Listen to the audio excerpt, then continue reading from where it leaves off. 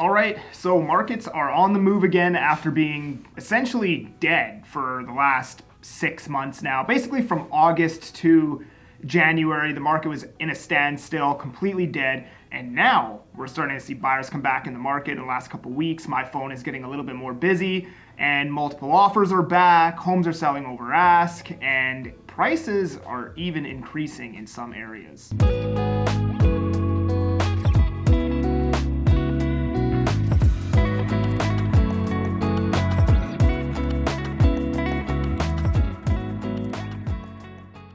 I'm 𝐕𝐈𝐃𝐄𝐒. I talk about Canadian real estate in my local market of Abbotsford and the Fraser Valley. Subscribe to the channel if you'd like to, like this video if you'd like to, and if you want to chat about buying or selling real estate, you can do so by scrolling down into my description, clicking on that link which goes right into my calendar. Book a time that's convenient to chat for you. As well, I have a lot of people reaching out about rentals. So sorry to say, but realtors out here in BC do not help with rentals. There's just no way for us to get paid to help you with rentals. So it's not like Ontario, for whatever reason, just realtors don't do that here. So my apologies if you're looking to rent something, I can't really help you there. So on a broader spectrum, you can see both in the Fraser Valley and the Real Estate Board of Greater Vancouver, we typically see a surge of inventory during the fall market. Well, this year we didn't see that, or I guess last year in 2022, we didn't see that, and inventory has basically been falling off a cliff since about June 2022. Leading us to where we are now. Even just looking at this chart, we can see we are at historically low levels of inventory. We have about the same amount of inventory as we did in the rampant bull markets of 2006 and 2016. And we have even lower inventory than what we had during the lockdown of 2020.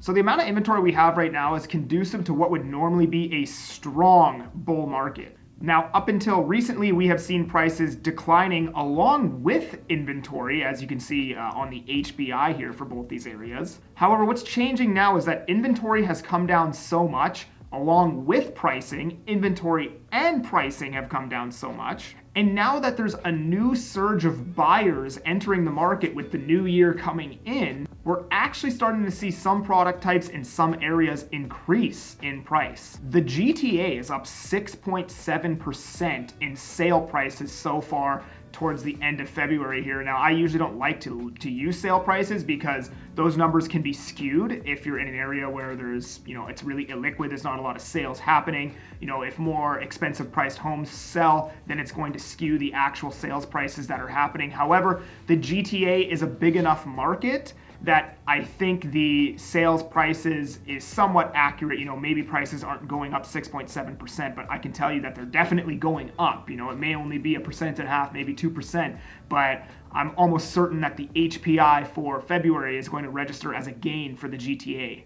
So Coquitlam apartments went up $3,600 in January. And keep in mind, this is the HPI and this is month-old data for January. Since January, the market has begun heating up substantially, so if the HPI is registering a price gain for January, you can bet it'll likely be a price gain for February. Burnaby apartments went up $5,000, as you can see here. Burnaby townhomes went up $8,000, as you can see here. Vancouver apartments went up $3,000. Port Moody townhomes went up $11,000, and apartments in Surrey went up $16,000, which is a pretty massive gain on a percentage basis.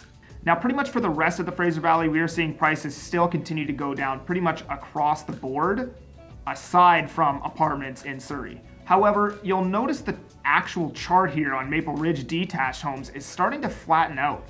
Kind of like what we saw in the other charts from areas west of the bridge, they flatten out before they see a price movement upwards. The Abbotsford detached chart is still trying to flatten out, and the Langley detached chart is trying to flatten out.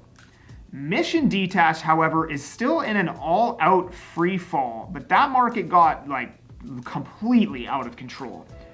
And even townhomes in Abbotsford look like they're flattening out. And Abbotsford townhomes actually have a sales ratio of nearly 35%, which is a really strong seller's market.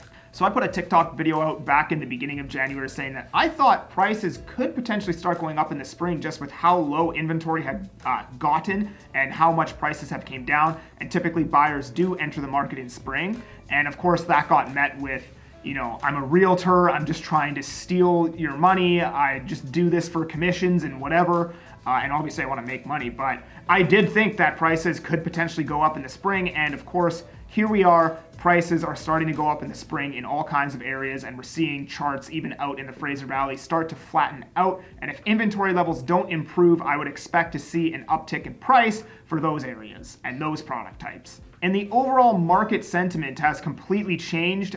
People are willing to go into multiple offers. Like, you may say, you know, these homes are selling over ask because they're being listed low. And for the most part, some of that is true. A lot of homes are just being listed at market value and still selling over. But even if they're being listed low and selling over ask, why wasn't that working 6 months ago? Why was nobody doing that 6 months ago? It's because it wouldn't have worked. There weren't enough buyers to even have a multiple offer situation, so why list the house low? Well, today, now you're seeing homes getting 40 offers, 12 offers, 15 offers, 9 offers. You're hearing about it every single day in the media. That strategy is back in play because it's working, because the demand is starting to outpace the supply once again. So we'll have to see what the February HPI comes in at. My guess is all of the areas that saw price increases in January are going to likely see further price increases. Maybe even some of the charts that are flat currently may even see an uptick in price for February. And if inventory does not increase at all going forward, I would expect to see further price increases for the spring. Now, that being said, I do believe that prices will come down again in the summer, possibly erase any gains we make in the spring. And the only reason why that is we'll likely lose whatever buyer demand we have right now in the summer. That's exactly what happened in 2021. We soared all the way through, you know, quarter 1 and 2, and then come summer, or I guess all of quarter 1, and then come summer, prices started trailing off again until about September. So I would expect to see something similar going into summer 2023, but for the spring market at least, I think we're going to see prices going up at a lot of these areas. And just as a boots on the ground perspective here, for the last quarter of 2022, my phone was completely dry. I was getting maybe one person call me a week, maybe like 2 or 3 people a month call my phone asking me about real estate and stuff like that. You know, I had 2-3 clients I was servicing at the time. I had a listing, but nothing was really materializing. And now just in the last 3 weeks, I'm getting about 2 to 4 serious client calls a day, whether selling or buying.